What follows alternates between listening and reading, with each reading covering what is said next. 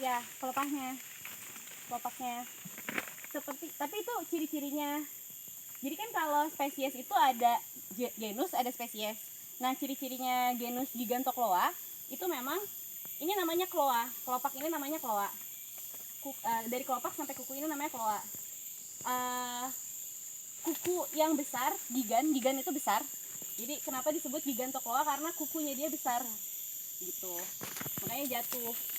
Nah, ciri-cirinya Gigantocloa itu ketika dia masih muda itu semuanya masih nempel di ruasnya, tapi ruasnya itu bersilang, jadi nggak semuanya nempel gitu. Kalau dilihat di sebelah mana ya yang masih muda? Ini. Tengah. Ini nih. Yang ini masih rebung nggak? Ini masih rebung. Wah, Yang tengah tuh yang udah jatuh tuh. Yang di tengah banget ya? Iya. Di tengah kan berseling ya. Iya. Jadi nggak semuanya nempel pelepahnya. Tapi ada yang berseling, tapi itu masih muda. Itu ciri yang masih muda. Biasanya ciri yang masih muda itu umurnya kurang lebih belum sampai setahun. Apalagi kalau belum ada daunnya. Gak kelihatan sih ada daunnya apa enggak? Dia udah mulai ada daun. Tapi baru ya. Dikit baru. Iya, itu berarti mau setahun lah harusnya. Berarti kemungkinan kalau ini musim rebungnya biasanya berapa bulan apa? Setiap hari sih. Kalau karena banyak setiap hari. Setiap Ini enggak nih, ini udah pasti udah sekitar 3 bulan nih. Rebungnya ini udah sekitar 3 bulan harusnya. Berarti pas ya musim penghujan kan? Suhunya kemungkinan Januari ya berarti rebungnya. Ini waktu dipoto masih segini ya? Bukan yang itu. Yang itu. Kalau menurut perkiraanku udah 1 bulan yang lalu kita kesini, dalam 1 bulan 4 sampai 5 meter bertambah. Ketinggian. Kemungkinan. Soalnya gini, kalau bambu itu sampai umur 9 bulan dia itu fokusnya ke atas, bertinggi, tapi dia nanti belum ada daunnya tuh. Makanya bisa dilihat kalau umurnya kita mau coba tahu dia udah setahun atau belum, lihat daunnya. Kalau daunnya udah ada sedikit, kemungkinan sudah mau masuk setahun.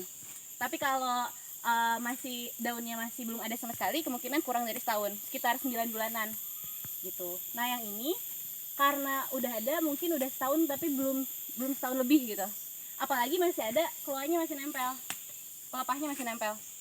Jadi pelepahnya masih nempel tapi daunnya sudah banyak, itu biasanya masuknya ke 1 sampai 2 tahun. Biasanya dicirikan juga sama panung itu masih segar. Gitu, yang ini sedang-sedangnya digaruk lah. gitu. Pas tengah nyaman yang kena garuk Biasanya panungnya. 1 tahun tua menuju 2 tahun. Gitu. Kalau yang ini kemungkinan karena dia sudah kering, bisa dilihat dari warnanya ya. Yang itu kan masih segar, yang ini sudah mulai mengering, sudah mulai kuning, sudah mulai ada apa sih namanya, aku juga nggak tahu. Yang corak ini lah. Kan ini panu. Ada yang ini nih, yang kuning-kuning ini. Kurang. Aku nggak tahu namanya apa, tapi kayak mulai dicirikan mengkering gitu, mengering, memudar. Nah ini, tapi bukan lumut ya. Kapus. Entahlah itu ya namanya, dan kelihatan sudah ada akar ini. Akar yang sudah akar udara ini namanya. Akar udara yang sudah mengering. Ini pasti kemungkinan udah tua. Kalau enggak 3 tahun menuju 4 atau udah 4 lebih. Begitu. Jadi yang biasa dipanen itu yang ini. Nenek. Nenek kok diam di luar dia nih. Nenek. Cucu.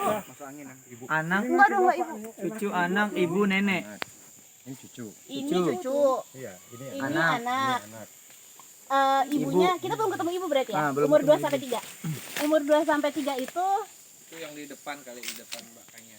kemungkinan jadi belum sudah lebih tua dari itu. Aku nggak bisa sih kalau yang di tengah-tengah, emang susah. Kali Bu ya, jangan terlalu panas. Ini masih Iya, yang merah tengah ya? ini nih. Kali boleh Pak. Nah, yang ini. Ya. Atau yang kecil ini juga mungkin. Yang kecil ini sama yang ini nih. Iya. Mungkin adalah ibu.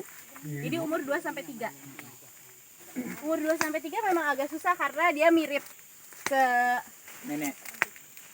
nenek sama mirip ke anak. Gitu. Tapi yang sudah bisa kita pastikan kan, kita pentingnya tuh lihatnya yang sudah bisa panen. Yang panen. Yang sudah bisa Bisa panen tuh yang dipanen. ini. Begitu.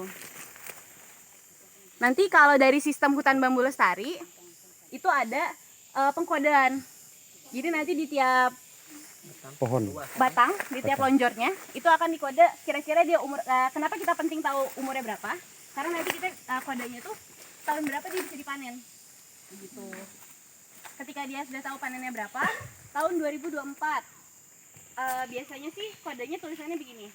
Nanti harusnya lebih lanjutnya di soal apa nggak Pak? Biasanya tahun panen 2024 misalnya. Dan musim panen. Terus musim panennya itu musim hujan atau musim kering, kemarau.